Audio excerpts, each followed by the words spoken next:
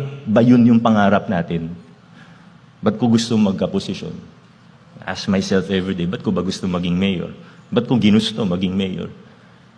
Ba't ko ginusto maging engineer? Ba't ko ginusto na dito ako mag-a-apply ng trabaho? Pag may trabaho ka na, ba't ko gustong ma-promote? Ano bang meron?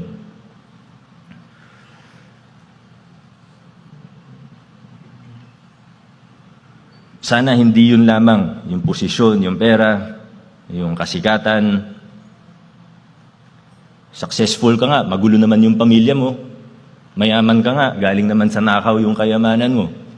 Makapangyarihan ka nga, may posisyon ka, pero ang dami mong tinapakan at inagrabyado para makarating kung nasan ka.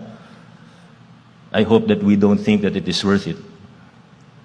I hope we take time, as early as now, to stop and think, bakit?